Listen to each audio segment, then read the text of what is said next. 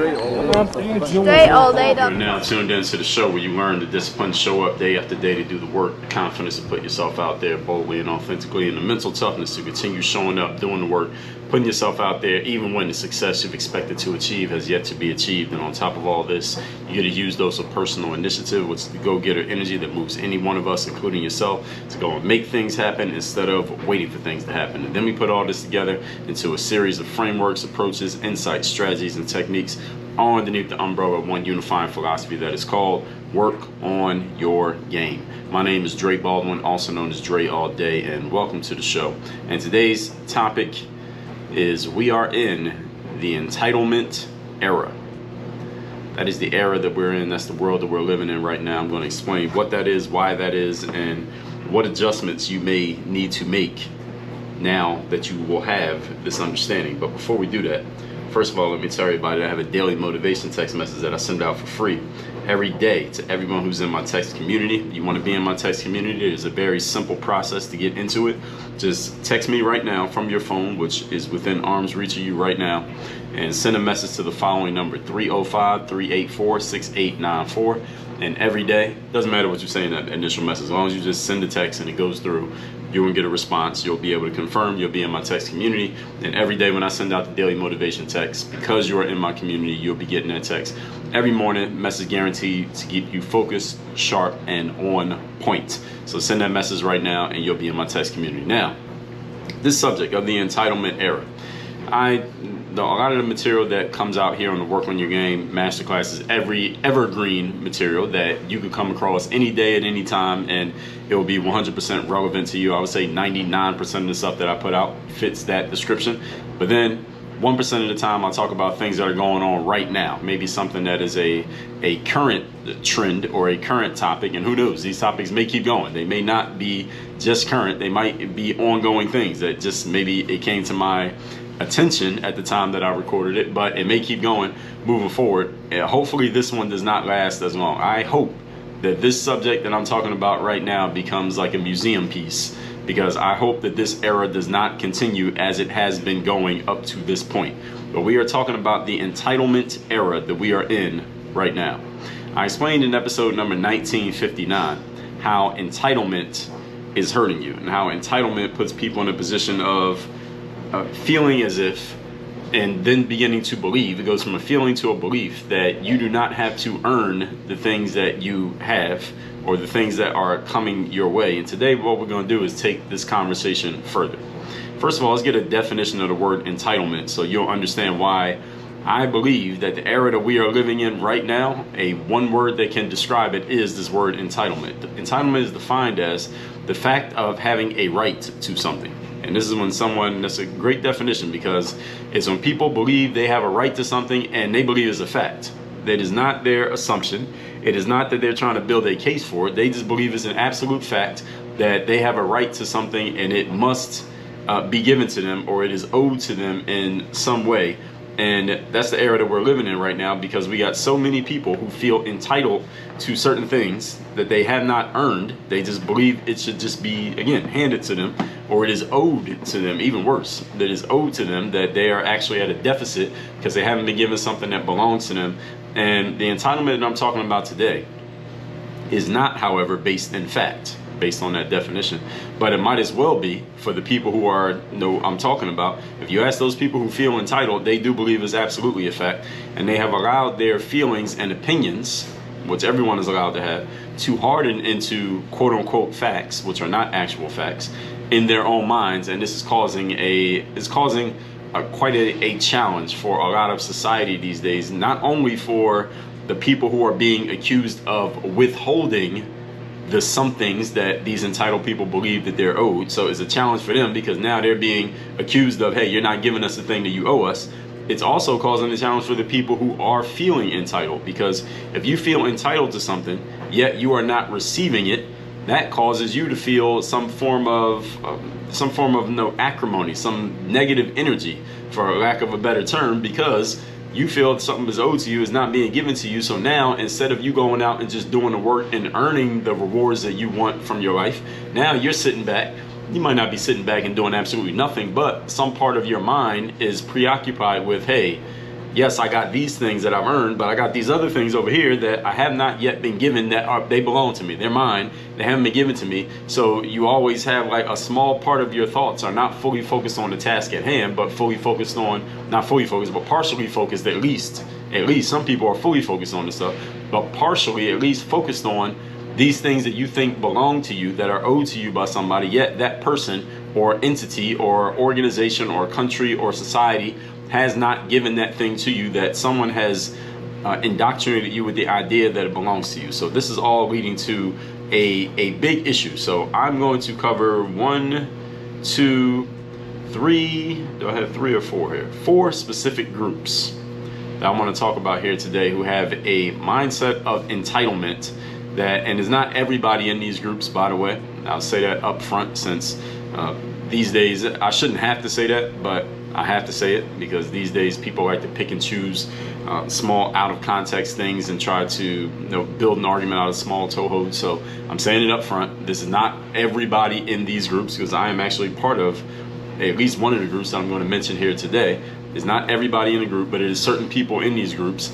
And I want to make sure if you are a member of one of these groups, you do not fall into the entitled group that believes something is owed to you just because you are part of that group. Nothing is owed to you in life. I've told you many times here on the show that you don't deserve anything until you actually have it. So if you don't have it, then you don't deserve it regardless of what somebody told you. I told you that in episode 2112. You only deserve it when you have it. Point number 1, let's get into it. Let's talk about black folks first. Black Americans. You are a black person living in America. I don't even like to refer to myself as an African American. I have never been to Africa. My parents have never been to Africa. I don't even think my parents even own a passport. I don't know. I know some people from Africa, but nobody that I know personally in my family. From my people that I actually know in my family, I don't know of any of them ever, definitely not being from Africa. Everybody I know in my family is from America. That's going to my parents and their parents. So that's my grandparents level and their parents. As far as I know, actually I've never asked them about that, but as far as I know, I can't trace anyone in my family back to Africa. I'm sure if I went far enough, somebody's going to be from Africa. But I like to say, when it comes to the African part with black people in America, if you can't trace your parents or your grandparents back to Africa, I mean they never even touched on African soil, then why are you calling yourself an African American? You ain't never even been to Africa. And a lot of black, and this is not even the point here, but I'm just bringing this up, but a lot of black people, and then you get black people talking this, you get some non-critical thinking black people into this conversation about America, and they're saying negative things about America, and somebody eventually may say something like, all right, well, why don't you just move out of America if you think America's this bad? And they say, well, we were brought here. And I know some people who I respect, people who are friends of mine, who make this ridiculous argument that is based in nothing but feminine energy and emotion. They say something like, well, we were brought here. Brought here from where? And people say, well, we were brought here from Africa. And I'm like, motherfucker, you ain't never even been to Africa. Are you from goddamn Ohio? Are you talking about Africa? What the fuck do you know about Africa? If somebody dropped you in Africa right now, you wouldn't have a clue what to do or where to go. You don't know anybody. Nobody knows you. You were not brought here. You are from America. You are black. You're not African. There's nothing African about you. You ain't never been to Africa. You don't know nothing about Africa. You couldn't even name 5 countries in Africa. What the hell are you talking about Africa? But anyway, that's not even the point. Let me talk about black people and entitlement. Best way I can describe black person entitlement, and I'm talking about black Americans specifically, entitlement is the black people who have been wrongly indoctrinated with this idea of thinking that they need to, or they should, or have just decided to, for whatever reason, to demonize white people for crimes that they did not commit. That means white people who are alive today, demonizing them for crimes such as slavery back in the day, when there are no white person who's alive today ever owned a single slave. And then the black person wants to be made whole, or they want to be repaired, reparations, for suffering that they never personally endured. No black person who's alive today has ever been a slave, and no white person alive today has ever owned a slave. That does not mean that it did not happen. I think we all agree that slavery did take place, and it was white people owning black people in America, at least for the most part, even though we all know slavery did exist in Africa as well, with black people owning their own people, black people owning blacks. And do your You can do your history on that. The whole point is nobody who's alive today in America is guilty of any of this, and nobody who's alive today in America suffered any of this.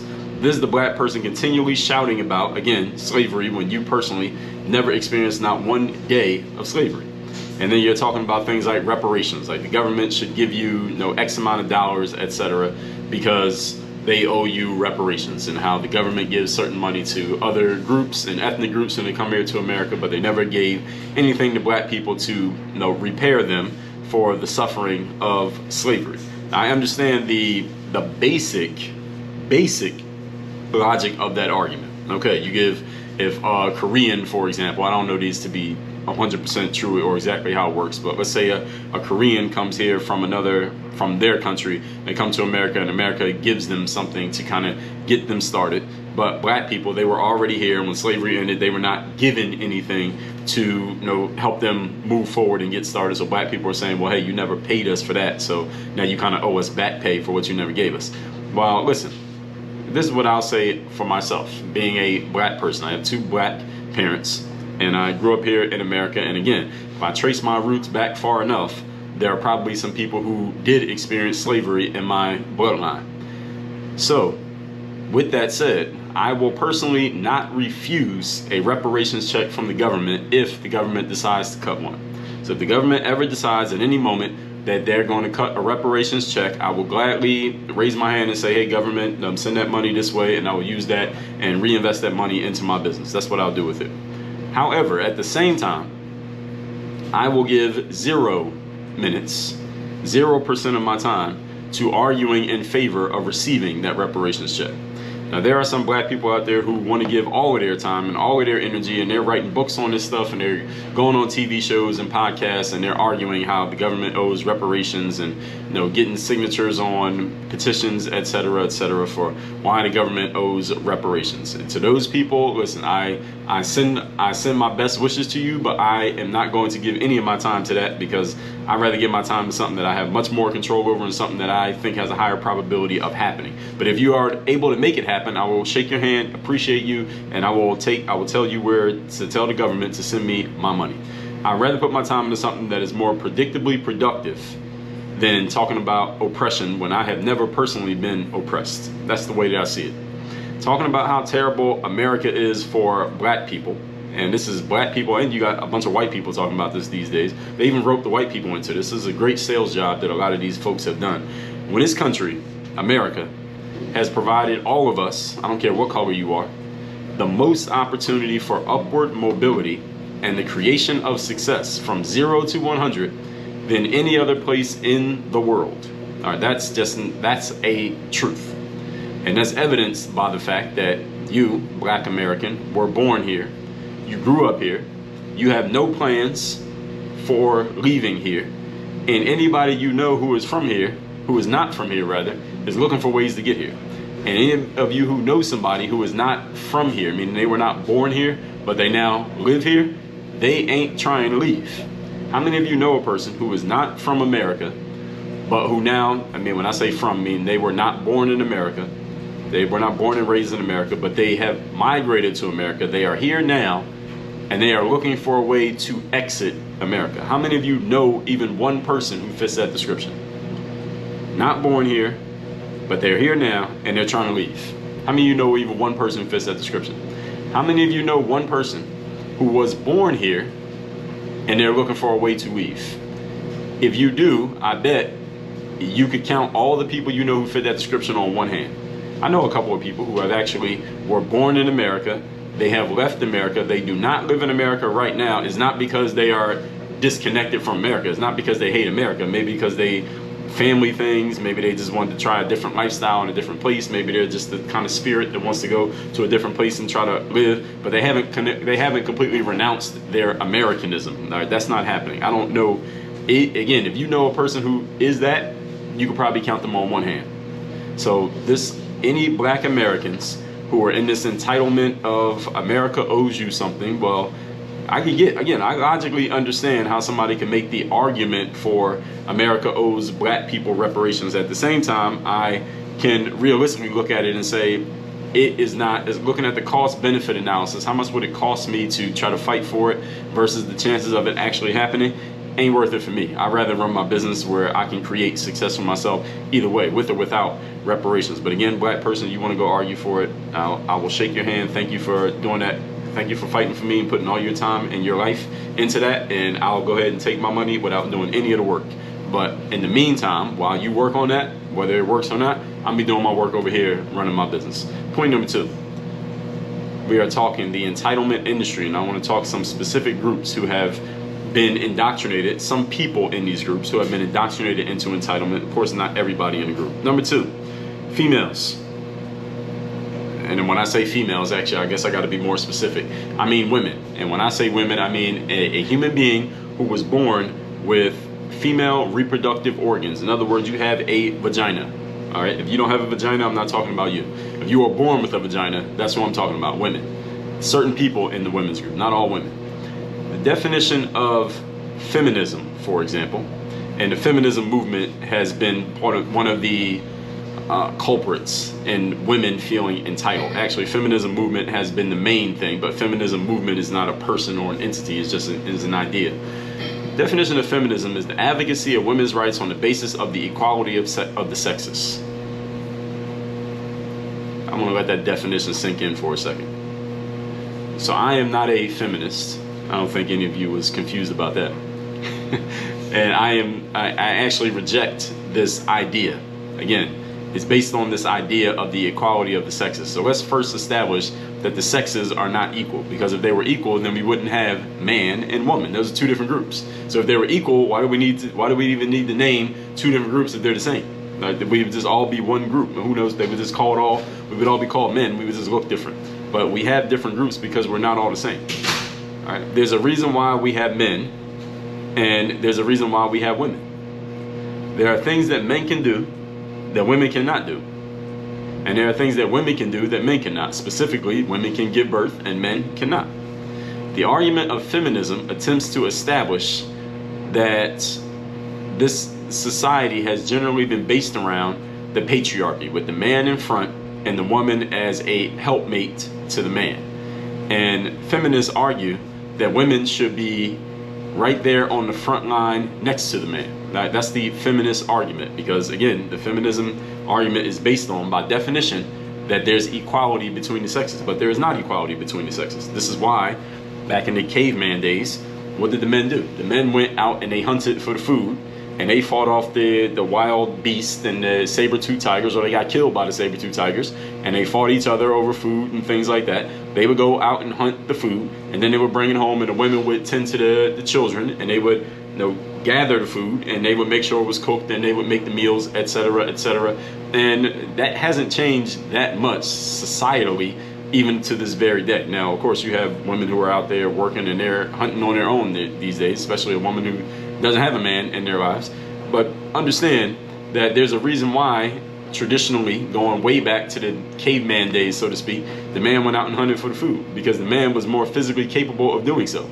This is the reason why here in Miami, when you see me post, if you follow my social media story, you see me posting one day at a time and showing you the construction happening all the time.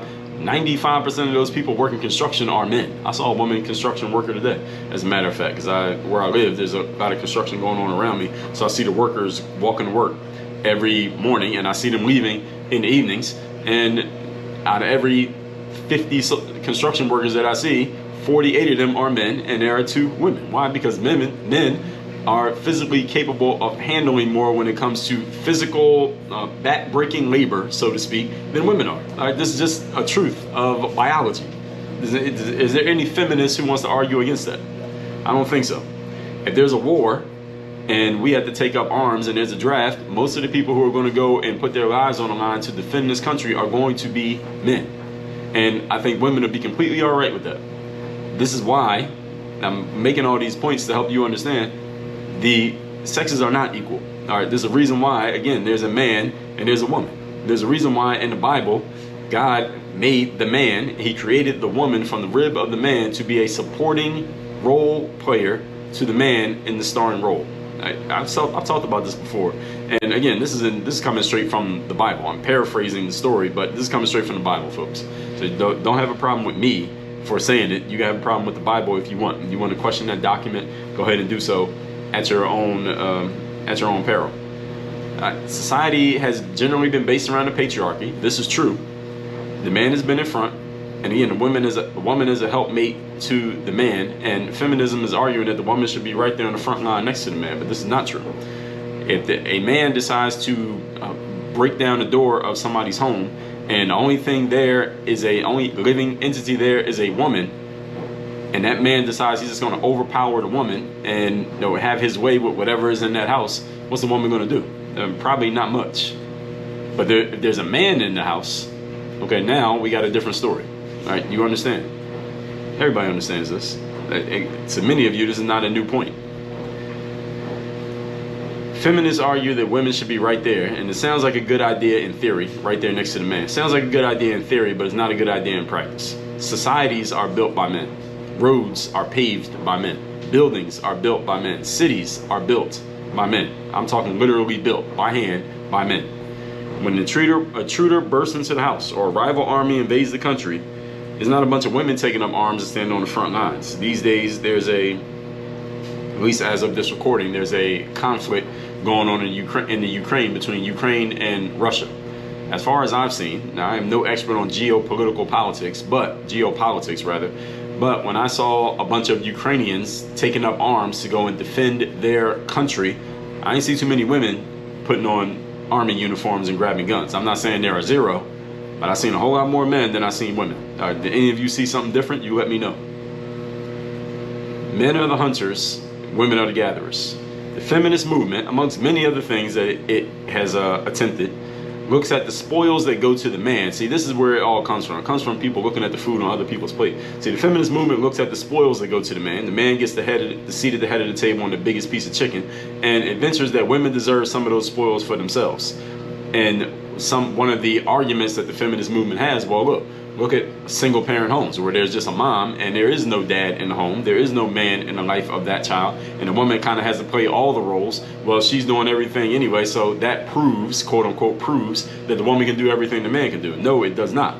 It proves that the woman can raise a child on their own. And there are plenty of children who have been, successfully, so to speak, raised by a single parent. But that is despite the fact that there was not a man there. That's not because the woman was able to fill the role of the man. All right, let's make sure we frame this point correctly. And that's not a knock on any of you who's a single mom out there, any of you who was raised by a single mother. But let's be clear. All right, the reason that the family is a man, a woman, child. That's a family. Man, woman, child. If one is missing, even if it's a single dad, all right, and that child ends up coming out okay, that's despite the fact that there wasn't a mom in the house, not because the dad could play a mom. All right, man can't do what a woman can do, and a woman can't do what a man can do. This is the point. I've already made this. And it's a great argument that's very convincing to some, but it is not rooted in objective truth. That's the point. And perhaps I'll speak more on this subject in the future, but let's move on to point number 3. Today's topic, once again, is we are in the entitlement industry. And I might do a whole other episode on entitlement industry and just how it is showing itself just in general for people, period, not just these specific groups that I'm calling out here today. Number 3 is the LGBT group. And this group, I probably should have put this group first because they're the ones who are running shit the most right now, at least as of today's recording, but that could change. And we know these things can change pretty quickly. Number 3, the LGBT group. For many years, there was an argument about whether gay and lesbian people should have the right to shelter together, to get married, to be in relationships, whether we should even acknowledge a gay couple together. For the most part, the gay and lesbian community has pretty much, we can say they have won this battle. They have won those rights, and gay people are getting married. There may be a few places where you can't, but for the most people, gay people can get married. They can be in couples, and we pretty much have accepted it fine. All right, you're gay, you're together, whatever. But that was clearly not enough for the LGBT movement. And again, I'm not saying everybody who's LGBT. Now the LGBT community has gone and promoted and even encouraged this concept of transgenderism, where you could be born with a penis, but you have decided you're a woman. Or you could be born with a vagina, but you decide that you're a man. Or you could be born with either a penis or a vagina and decide, you know what, I'm not a man or a woman. I'm kind of, I'm neither one. Don't call me a man or a woman. Don't call me he or she. I'm they or them or whatever other things people are coming up. People are kind of making up words. They don't even want to be a he, she, they, or them. They're kind of making up phrases to call themselves these days. Muddying up the definition of man and woman, attacking, silencing, condemning, and canceling anyone who dares to challenge their conclusions. Like, if enough of them heard this, they'd be mad at me for even saying this, right? Interestingly enough, or maybe not so interestingly, this is actually working. This is working. Today's society has done a great job of emasculating a lot of men, and many people, male or female, are laying down, allowing this bullshit to be perpetuated. This is what I talked about in the episode where I talked about Leah Thomas, where I said I was going to speak up for the women athletes who were not being defended by all of you girl dads out there, all of you female advocates, all of you defend women, all of you whatever other hashtags they have for women out there, all of you male feminists out there who are supposed to be defending women. I talked about this in episode 2121, when a man, William Matthew Thomas, decided that he was a woman at age 21, got on a women's swim team, swam the whole season on a women's team at the University of Pennsylvania, and all the women got silenced from speaking out against him. Not a single man on that campus, not a single man in the Ivy League, not a single man anywhere with a megaphone said a damn thing against it, and allowed that to perpetuate, and nobody did anything about it. This is an example of a bunch of men being emasculated to the point that they lost their balls, and they sat there and watched that happen and nobody said anything. And there was a bunch of men who actually co-signed this, which is ridiculous. I blame men for this. This is not on women. I don't blame women for what happened at University of Pennsylvania with Leah Thomas. I blame men for this, because it's a man's job to be on the front line, as I said already. So when frontline things are happening like this and it's just allowed to perpetuate and nobody does anything, that's not a woman's failure, that's a man's failure.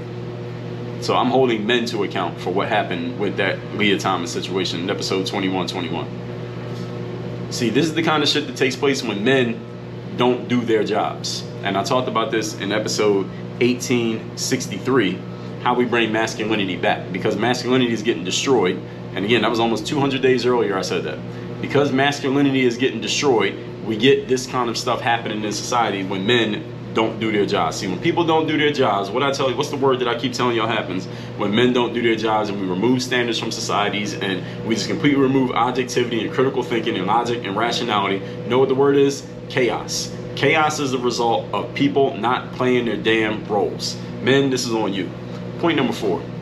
Today, in the entitlement of the transgender community, entitlement of LGBTQ is not because of the transgender people, is not because of LGBT people, it's because of men, traditionally masculine men, have fallen out of their position and they are no longer doing their damn jobs. Point number 4. Today's topic, once again, is we are in the entitlement industry. Number 4 is the entire grievance industry. This is any person who has a grievance about anything, and everybody has some kind of gripe these days, right? This is also known as the victim industry, if to give you a better word. Any of you who's feeling like you're a victim of society or a victim of some group or a victim of something, and you have some kind of gripe and some kind of claim to being owed something because of who you are and what was done to you or what wasn't done for you, etc., etc. This is basically the catch-all for everybody else who I haven't mentioned so far today. See episodes 1613, episodes 1888 for more on the victim industry. This encapsulates everybody who is taking anything they feel like has been done wrong, whether to them, to another person. Even these days, even the grievance industry is something doesn't even have to happen to you. It can happen to somebody else, and you are taking up their grievances and arguing on their behalf, and they might not even be arguing for you. Like, there are white people out there who are mad at me, or if they heard this, they'd be mad at me for saying black people shouldn't feel entitled to reparations, and they're white. All right, they're telling me that I'm wrong for saying I'm not going to go argue for reparations. I'd rather just build my business. I'd rather start from zero and just build my business as it is than put my time and energy into something that probably is not going to work. But hey, I could be proven wrong, and again, I'll take my check if I'm wrong. But there are people who are taking up grievances they claim on my behalf, and they never even suffered the grievance. This is the whole new thing.